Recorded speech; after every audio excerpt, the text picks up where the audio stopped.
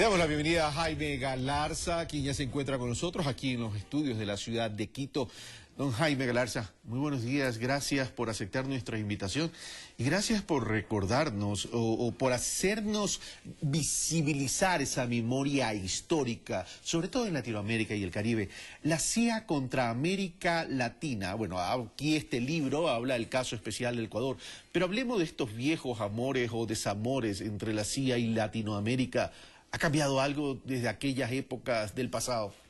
Bueno, muchas gracias, Carlos. Yo creo que sí ha cambiado, pero ha cambiado para peor. ¿En qué sentido?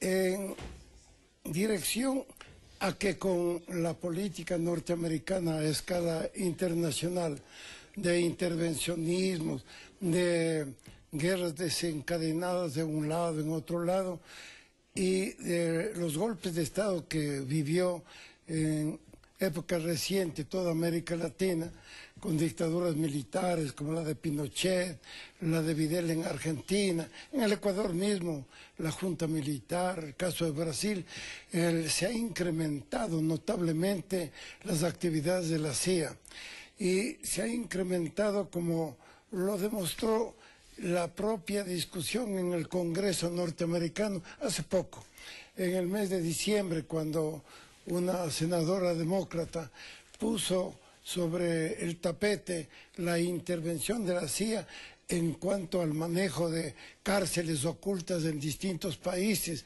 el empleo de la tortura en la persecución de lo que llaman el terrorismo islámico. Ahora, pero la visión política del actual presidente de Estados Unidos, Barack Obama, ¿no haría pensar que la CIA ya no tiene ese grado de intervencionismo en Latinoamérica? Si bien es cierto, para el pasado Latinoamérica no era algo estratégico dentro de los Estados Unidos, pero siempre fue también un punto de preocupación. Hoy que Latinoamérica tiene aliados distintos, tiene aliados como Rusia, como China, como Irán. En ese sentido, ¿se sigue potencializando esa preocupación por Estados Unidos dentro de este juego en el tablero de la geopolítica, Jaime? Yo creo que sí. No hay que perder de vista que generalmente el gobierno norteamericano, no de hoy, desde antes, ha manejado un doble discurso. Obama, cuando recién ascendió al poder, prometió, por ejemplo, cerrar la cárcel de Guantánamo, que es una de las situaciones más infamantes para la política norteamericana. La cárcel de Guantánamo sigue abierta. Obama recibió el Premio Nobel de la Paz. Pocos días después incrementó el número de soldados norteamericanos en Afganistán. Es decir, de un lado se habla de democracia, de paz, pero de otro lado se incrementa la política guerrerista e intervencionista de los Estados Unidos. Pero sin embargo Obama rompe los esquemas, Jaime, rompe los esquemas al restablecer relaciones diplomáticas con Cuba. ¿Eso no es un mensaje de, primero, reconocer una equivocada política con Latinoamérica en el pasado y dos, una estrategia de ganarse la confianza en Latinoamérica mediante otro tipo de estrategias? Bueno, en el caso de la reanudación de cierto tipo de relaciones con Cuba, operan también intereses comerciales muy conocidos en Estados Unidos, por ejemplo, de las agencias turísticas, para citar un caso, y de la banca que mueve remesas de millones de dólares para uno u otro país. Yo creo que no hay que perder de vista que mientras muestra Obama una cara bondadosa en lo de Cuba, al mismo tiempo está evidentemente interviniendo en Venezuela a través de personajes, a través de mecanismos y de agentes que han sido... ¿Venezuela se transforma en la nueva Cuba en esta visión americana de Estados Unidos? Para evitarlo. Sí, a eso me refiero. Para evitar que Venezuela sea otra Cuba. Eso, en definitiva, es lo que buscaría Venezuela con Estados Unidos, con este intervencionismo en Venezuela. Pero no solo es el caso de la intervención en Venezuela. Mientras tiene, repito, una política de apertura hacia Cuba, no es lo mismo en el resto del mundo. Por ejemplo, la política de intervencionista en Medio Oriente, el apoyo permanente al Estado de Israel, que es un Estado genocida, un Estado terrorista, un Estado que martiriza al pueblo palestino desde que se fundó ese Estado israelita en 1948. Es decir, la política norteamericana en Siria, en cualquier otro lado, demuestra que no es cierto que haya una línea de rectificaciones de parte del gobierno de Obama. Entonces, lo que se mueven en este tablero son intereses particulares o coyunturales de acuerdo a los sitios donde puede Estados Unidos en un momento dado intervenir. Ahora, le quiero preguntar algo. Phyllis Ash, un ex miembro de la CIA, quien se separó de la CIA y comenzó a revelar algunos tipos de información muy confidencial. Tuvo la oportunidad de ser entrevistado por usted ya hace algún tiempo, Jaime Galarza. Usted en su libro que dice, lo titula La CIA contra América Latina, caso especial de Ecuador. Quienes estén interesados lo pueden conseguir en la biblioteca del archivo histórico. En el archivo histórico de la Cancillería del Ecuador. Usted aquí tiene un capítulo que dice: el hombre que torció la historia del Ecuador. Si me enfocan, por favor. El hombre que torció la historia del Ecuador. ¿Por qué Philip Age torció la historia del Ecuador? La primera misión internacional de Philip Age por parte de la CIA fue justamente Ecuador. En el año 60, cuando Estados Unidos estaba empeñado en la ruptura de relaciones de los gobiernos latinoamericanos con Cuba, él fue destinado a Ecuador.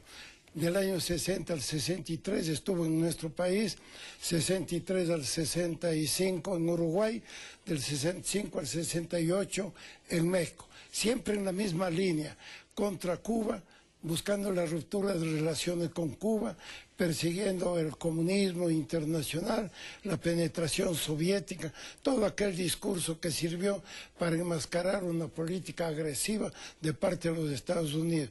Y no olvidemos de una cosa, Carlos, y que es importante recordarlo hoy día. Ese intervencionismo de Philip Age en América Latina, en el caso específico del Ecuador, se dio en medio del marco del discurso democrático de John F. Kennedy. Justamente los golpes de Estado principales en ese periodo, en Ecuador, en Chile, en Brasil, deponiendo a Goulart, se dieron bajo el gobierno de John F. Kennedy. Ahora, pero Philip, en alguna declaración y en sus libros también él mencionó que una vez que el Ecuador regresa a la democracia, la CIA trató de intimidar a Jaime Roldós Aguilera. Sí, no solo lo digo yo, hay dos periodistas norteamericanos que lo han señalado y dos periodistas destacados. Seymour Hersh, quien hizo estas revelaciones en la revista Life hace ya mucho tiempo, en 1990. Y también el escritor John Perkins, en su famoso libro Confesiones de un gángster económico. Ellos señalan con pelos y señales, como se dice vulgarmente, que fue la CIA la que intervino directamente en el asesinato de Jaime Roldós Aguilera. Y bueno, es obvio, ¿por qué? Jaime Roldós Aguilera demostró apertura hacia Cuba. Jaime Roldós Aguilera públicamente condenó las dictaduras militares que apoyaba Estados Unidos.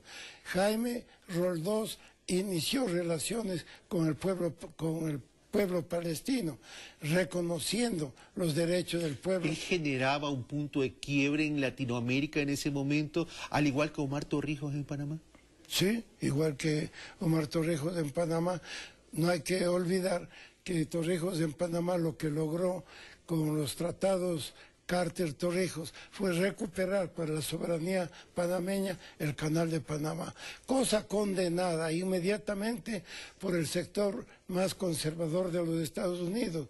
Ronald Reagan condenó públicamente la política de entendimiento entre Torrijos y Carter para la recuperación. Y ya para concluir, Jaime, Latinoamérica actual ¿tiene un blindaje especial hoy que antes no tenía Latinoamérica del ayer o sigue siendo débil frente a los accesos de un intervencionismo geopolítico?